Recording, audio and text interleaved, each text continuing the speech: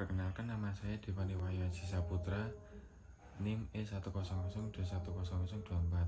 Saya ingin mempresentasikan dari buku Geografi Ekonomi Industri bab yang berjudul Industri dan Perubahan Ekonomi Wilayah. Lokasi industri.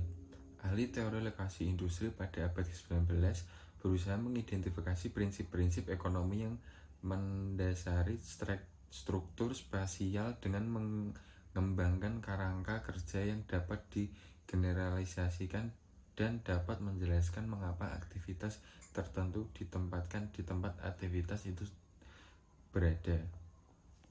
Teori klasik ini mengasumsikan aktor rasional manusia ekonomi yang ingin memaksimalkan keuntungan ekonomi profit dan yang keputusannya tidak dipengaruhi oleh faktor sosial dan budaya.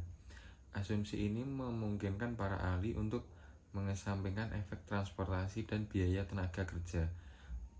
Meskipun hasil dari model yang dibuat menjadi agak tidak realistis jika diterapkan untuk konteks masa kini. Namun demikian, premis dasar teori lokasi industri klasik tersebut tetap dapat diterapkan secara luas dan relevan dengan pemahaman kita tentang konstruksi ekonomi keuangan. Teori sewa lokasi. Fontinen 1826 berasumsi bahwa ada sebuah wilayah yang terisolasi dengan hanya terdapat satu pasar yang dikelilingi oleh jalan pertanian berupa dataran yang seragam. 2. Para petani merupakan pemaksimal keuntungan rasional yang semuanya menghadapi biaya produksi dan harga pasar yang sama. 3. Ongkos transportasi sebanding dengan jarak. Fontinen dengan asumsi-asumsi ini mengembangkan teori sewa lokasi yang mengacu pada harga sewa tertinggi yang dapat ditawarkan petani untuk sebidang lahan. Harga sewa dihitung dari biaya produksi dan transportasi dikurangi dari total pendapatan dari penjualan tanaman di pasar. Teori lokasi industri klasik.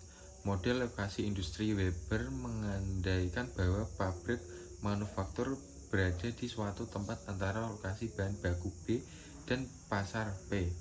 Dengan memperhitungkan upah dan biaya transportasi bahwa bahan mentah ke pabrik dan biaya transportasi produk jadi ke pasar, model tersebut mengasumsikan bahwa bahan baku B yang dibutuhkan untuk produksi industri hanya tersedia di lokasi tertentu dan pusat konsumsi atau pasar P juga ditentukan.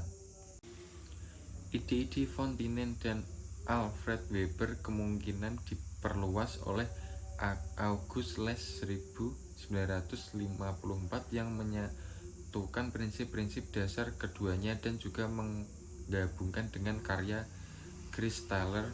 Les mendefinisikan lokasi optimal sebagai titik di mana perbedaan antara total pendapatan dan total biaya adalah yang terbesar. Sementara pada saat yang sama setiap produsen memaksimalkan area pasar, yaitu ditata dalam serangkaian segi 6 seperti teori tempat sentral Christaller 1933. Teori lokasi ini di bawah paradigma neoklasik telah dihidupkan kembali oleh ahli teori perdagangan internasional Paul Krugman yang memenangkan hadiah Nobel 2008. Paul Krugman memperkenalkan kembali ruang ke dalam teori ekonomi arus utama dengan menggabungkan teori perdagangan dan lokasi.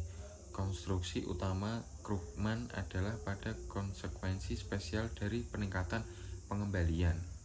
Revolusi industri dan perubahan ekonomi dunia. 2 ciri utama revolusi industri yang merubah ekonomi. 1. Adanya peningkatan produktivitas yang sangat besar dan penurunan biaya transportasi yang luar biasa. 2. Transportasi dari masyarakat pertanian dan pedesaan menjadi masyarakat industri dan perkotaan. Peningkatan produktivitas dan penurunan biaya transportasi. Ciri paling khas dari revolusi industri adalah peningkatan produktivitas yang cukup besar. Diperkirakan secara kasar bahwa untuk keseluruhan perekonomian dunia dari 1000 hingga 1700 pada keseluruhan periode kemajuan, produktivitas seluruh perekonomian dunia paling banyak hanya meningkat 2 kali lipat. Peningkatan produktivitas seperti itu memungkinkan peningkatan yang cukup besar dalam pendapatan dan kekayaan individu. Sekian presentasi dari saya. Wassalamualaikum warahmatullahi wabarakatuh. Terima kasih.